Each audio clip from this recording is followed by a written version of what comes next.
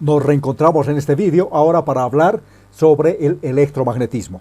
En el anterior vídeo dedicado al magnetismo habíamos visto que hay un campo no conservativo, pero este campo no conservativo era el campo magnético, la intensidad de campo magnético H, y que estaba gobernado por la ley de Ampère. Hoy vamos a estudiar a este campo, a un nuevo campo, digamos, no conservativo, que es el campo eléctrico y que está regido por la ley de Faraday. El campo E, si ustedes recuerdan en los vídeos de electrostática, ahí se decía que el campo E, la intensidad de campo eléctrico, es un campo conservativo, no realiza trabajo. En realidad, este campo E actúa como un campo conservativo, pero también como un campo no conservativo. Y hoy en este vídeo lo vamos a ver justamente esta propiedad no conservativa que tiene el campo E. Esta es la ley de Faraday. Este es un ejemplo. Fíjense, ¿qué dice aquí? La circulación, está circulando E, pero ¿circulación de quién? De E. En una curva cerrada, ¿sí? La circulación de la intensidad de campo eléctrico escalarmente diferencial de R, esto es igual a la variación del flujo respecto de T. En realidad se opone este signo menos que aparece aquí, desde el punto de vista físico de la ingeniería, es oposición. Entonces, la circulación de la intensidad de campo eléctrico en una curva cerrada C se opone a la variación del flujo magnético. Phi ahora es el flujo magnético. ¿Y cómo se relaciona este flujo con el campo magnético en sí? Aquí vemos otra relación, fíjense. El flujo Phi, este flujo Phi viene a ser justamente esto. Aquí tenemos en función de V. V es el campo magnético, ¿no? O ahora lo vamos a denominar la densidad de flujo magnético. En la electrostática hemos hablado del vector D, que era la densidad de flujo eléctrico. Ahora V viene a ser la densidad de flujo magnético. Entonces el flujo magnético no es nada más que la integral de superficie, abierta en este caso, de la densidad de flujo magnético escalarmente diferencial de S. Estos son vectores. Relacionando estas dos ecuaciones, aquí podemos ver que aquí aparece una derivada. La derivada respecto de T no es nada más que variación. Ese es el significado físico, si quieren, de la derivada. Entonces, ¿qué cosa está variando? Phi. Phi es el flujo magnético. Y ahora lo reemplazamos. Aquí es la ecuación. Ese flujo magnético es igual a la integral doble de superficie de V escalarmente diferencial de S. Entonces aquí está variando, fíjense, aparece el signo menos y E se está oponiendo justamente a esa variación. Pero como estamos tomando que esta superficie diferencial de S no varía respecto del tiempo, entonces la derivada anterior que teníamos aquí, esta derivada respecto de T, ahora puede entrar dentro de la integral y viene a afectar a qué? Directamente a la densidad de flujo magnético. V está variando ahora respecto de tiempo.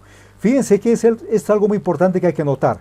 Aquí tenemos una derivada, no, pero esta derivada no es entre derivadas parciales, solamente depende de T. Pero fíjense ahora aquí se convierte la derivada en una derivada parcial. ¿Por qué? Porque V depende de X, Y, Z y también del tiempo. En cambio, el flujo magnético solo dependía del tiempo, ¿no? Eso es muy importante a considerar esto, lo que estamos hablando, porque a veces no se entiende por qué una derivada, digamos, de una sola variable ahora se convierte entre derivadas parciales. Es decir, una derivada ordinaria ahora pasa a ser una derivada entre derivadas parciales. Por la ley de Stokes, el teorema de Stokes, que se estudia en análisis vectorial, también se llega a una conclusión de que el rotor de E, como ven aquí, ese rotor de E, ahora es igual a menos la derivada de la densidad de flujo magnético respecto del tiempo. Es decir, el rotor de E se opone a la variación del campo magnético, así en palabras más sencillas, desoponiendo. Pero sabemos que V es la densidad de campo magnético. Entonces, ese es el rotor. Otra ecuación muy importante que hace que E sea ahora un campo no conservativo, porque ahora va a tener rotor. En electrostática decíamos que era un campo irrotacional, un campo conservativo, que no realiza trabajo. Ahora sí, este campo, el E, está actuando como un campo rotacional, porque justamente estamos viendo aquí que aparece el rotor. Rotor de E es igual, o se opone si quieren, a la variación del campo magnético o la densidad de campo magnético. Por otra parte, cuando hablamos ya del electromagnetismo, aparece un nuevo potencial. En electrostática habíamos hablado de un potencial escalar, y ese potencial escalar lo conocen en la teoría de circuitos más como voltaje o diferencia de potencial. En electromagnetismo lo llamamos un potencial escalar. Ahora aparece un potencial, pero esta vez va a ser un potencial vectorial. En un campo solenoidal, como dice aquí el texto, no se puede deducir el vector campo tomando el gradiente de un potencial escalar. No, por algo el potencial escalar, ese gradiente se aplica a un potencial escalar. Pero se puede deducirlo a partir del rotacional de un vector, al cual por analogía se lo denomina potencial vectorial. Fíjense la ecuación aquí, rotor de H es igual a J. Esta es la ley de Ampère. Ahora, deduciendo H de un vector A, se tiene esta relación. Se puede despejar. Fíjense, aquí está la relación entre H y V.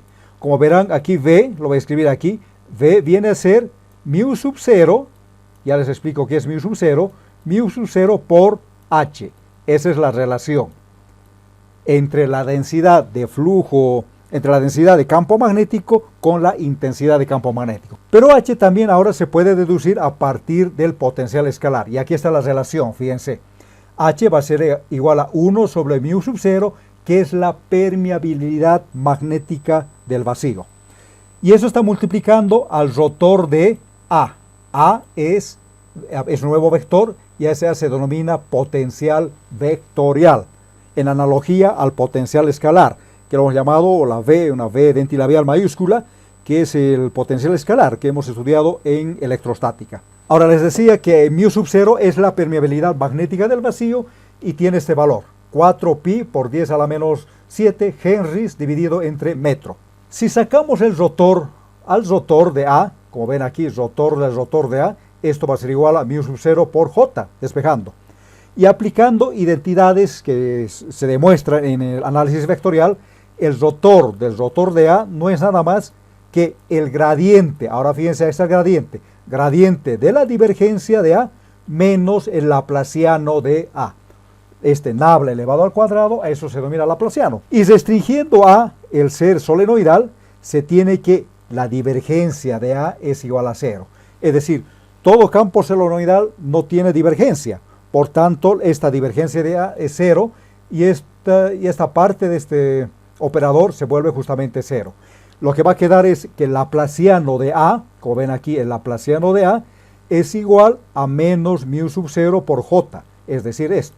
Aquí tenemos la relación, ¿no? Laplaciano de A igual a menos mu sub 0 por J. Ese laplaciano del potencial vectorial se está oponiendo justamente a la circulación, si quieren, de la corriente eléctrica o en este caso a la densidad de corriente. Esta ecuación también es de Poisson, ¿no? Y por lo tanto su solución se puede escribir de la siguiente manera. Tenemos aquí A en forma integral es igual a mu sub 0 sobre 4pi por la integral triple, que es una integral volumétrica, de J, la densidad de corriente, dividido entre módulo de R por diferencial de V, que es el volumen. Y se puede escribir H en función de la distribución de la fuente, porque ¿qué teníamos aquí? Era rotor de A. H era igual a 1 sobre 4pi por rotor de A. Pero rotor de A ahora lo reemplazamos esto y prácticamente H estamos representando ahora por 1 sobre 4pi por el rotor de la integral triple, integral volumétrica de J sobre módulo de R, diferencial de V. Solamente se puede obtener de un potencial vectorial un campo solenoidal, es decir, un campo de divergencia nula, ya que la divergencia de V es igual a 0. Eso lo vamos a demostrar más adelante, forma parte de las ecuaciones de Maxwell. Y aquí tenemos que la divergencia del rotor de A justamente es igual a 0. En el lenguaje vectorial, un campo conservativo puede describirse por este vector.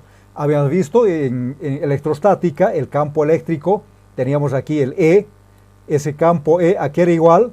Era igual a menos, teníamos así, menos el gradiente del potencial escalar. Entonces, esta es una fórmula general, si quieren, ¿no? Para cualquier campo que sea conservativo. Y ahí teníamos que las fuentes del campo se representaban por la divergencia divergencia de F en este caso igual a ρ. Entonces, F ahora lo podemos reemplazar por el campo eléctrico, que es un campo, también actúa como un campo conservativo, y eso era igual a ρ dividido entre la permitividad eléctrica. Este es un resumen de los campos que se tienen, ¿no? Aquí dice diversos tipos de campos. A ver, son 4 tipos de campos que lo vamos a estudiar. Aquí es igual a esto. Primero, tenemos un campo vectorial. ¿Ya? Aquí tenemos un campo vectorial. Este campo vectorial puede no tener fuentes en una región. No existen fuentes en una región. No hay la carga, por ejemplo, o no hay la corriente. Ambas son fuentes. Entonces, es irrotacional conservativo en esa región y puede expresarse en función del gradiente de un potencial escalar. Eso es muy importante. Puede expresarse como un gradiente de un potencial escalar. Y eso lo hemos estudiado en electrostática con el campo E, la intensidad de campo eléctrico. Segundo campo. Ahora, un campo vectorial, ¿sí? Un campo vectorial puede tener fuentes de divergencia. Esto es importante, fuentes de divergencia, pero no fuentes de rotacional. Es decir, va a ser un campo que va a tener divergencia, pero es irrotacional dentro de una región.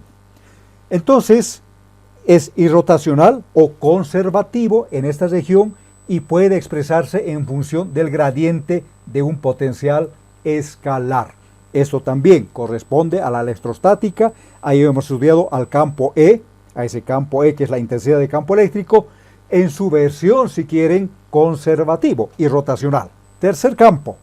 Ahora aparece un campo vectorial. Seguimos hablando de un campo vectorial. Ahora, puede tener fuentes de rotacional, es decir, es un campo rotacional, pero no va a haber fuentes de divergencia dentro de una región. Entonces, este campo es solenoidal. Cuando la divergencia es igual a 0, se denomina un campo solenoidal en esa región y puede expresarse en función de un rotacional de un potencial, pero vectorial, ya no escalar como en los anteriores casos. Finalmente, el cuarto tipo es cuando se tiene un campo vectorial, que este campo puede tener fuentes de divergencia, ¿no? Y también fuentes de rotacional. Es decir, va a existir la divergencia y también el rotacional dentro de una región. En este caso, se tiene que hay una parte irrotacional y también hay una parte solenoidal. Y puede expresarse ahora en función del gradiente de un potencial escalar más el rotacional aquí de un potencial vectorial. Es decir, van a estar presentes los dos potenciales, tanto el escalar como el vectorial. Veamos ahora, ya finalizando casi este vídeo, el teorema de unicidad de un campo vectorial en función de sus fuentes. Este teorema de unicidad señala que un campo vectorial F, en este caso el campo F, ¿no? Es un vector, se puede expresar como una combinación lineal de sus potenciales escalar y vectorial.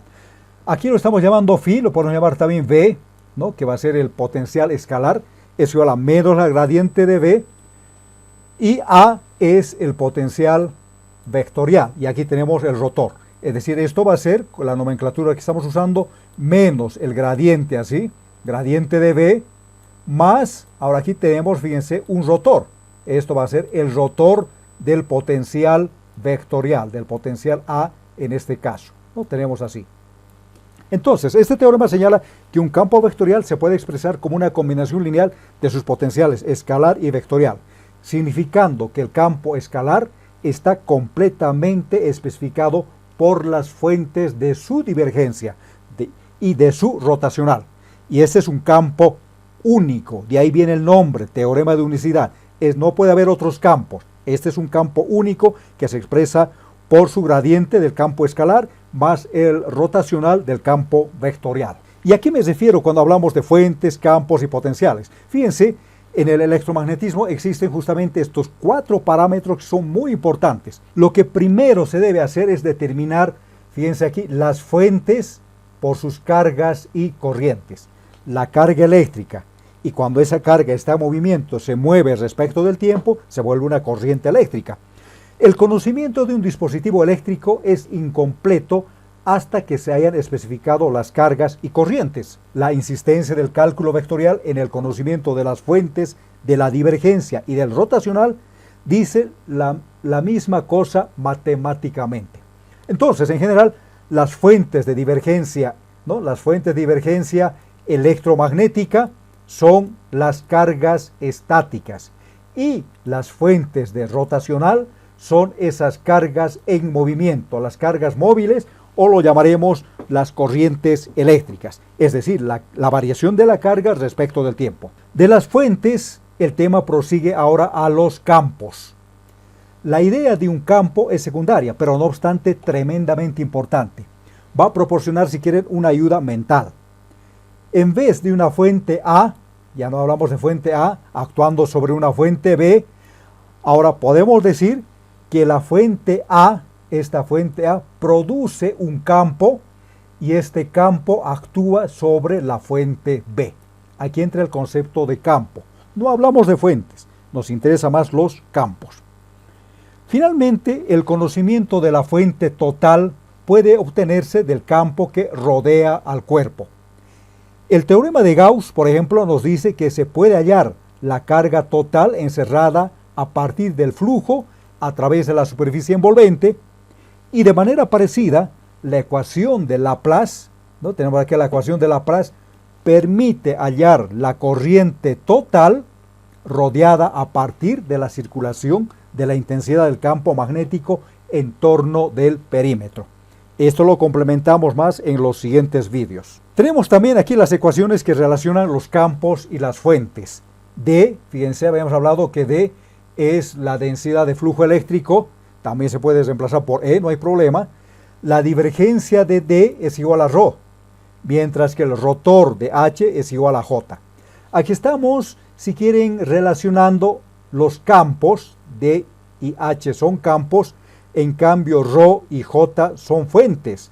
ρ es la densidad de carga eléctrica y J es la densidad de corriente eléctrica.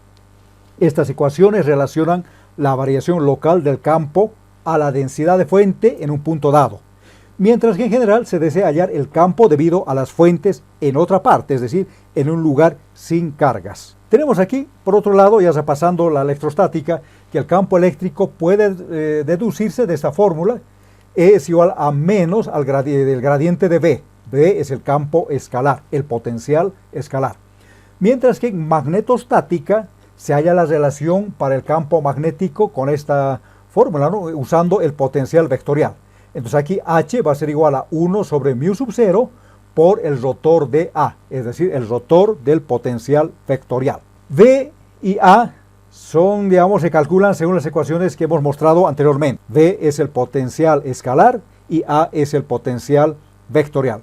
Vean los anteriores vídeos que hemos hablado ya de V y de A. Para el campo electrostático se puede considerar lo siguiente, que la divergencia de D es igual a ρ, pero D en relación con la intensidad de campo eléctrico es igual a esto, en la permitividad eléctrica del vacío, y E se relaciona con el campo escalar mediante el gradiente, menos gradiente de B.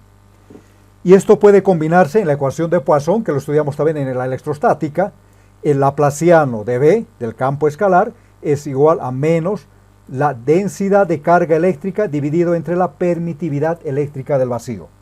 Esta ecuación relaciona la variación del potencial V en un punto con la densidad de carga, en este caso ρ, en ese punto. Y tenemos ya, resumiendo aquí, la ley de Faraday de la inducción electromagnética. El descubrimiento de que hay también fuerzas eléctricas no conservativas lo hizo Michael Faraday, porque antes el campo eléctrico se lo consideraba solo como un campo conservativo. Pero Faraday descubrió que esto también que el campo eléctrico tiene una propiedad no conservativa, cuyo postulado ya lo reformuló Maxwell partiendo de la ley de Ampère. Y aquí tenemos, fíjense, la ley de Ampère, ya resumiendo, la corriente I se debe a la circulación del campo magnético alrededor de una curva cerrada C. También aparece que E es igual a U por B. Y la otra relación sería la ley de Faraday, la circulación del campo eléctrico, en este caso la intensidad de campo eléctrico, a lo largo de una curva cerrada C, se opone, por este signo menos, se opone a la variación respecto del tiempo del flujo magnético. Y a ese flujo magnético también lo representamos por esta ecuación. Phi es igual al flujo que sale, digamos, de la superficie, una superficie abierta S, de la densidad de campo magnético. Este es el flujo. En el siguiente vídeo les voy a dar un compendio de las ecuaciones más importantes que existen dentro del electromagnetismo. Entonces, hasta el siguiente vídeo.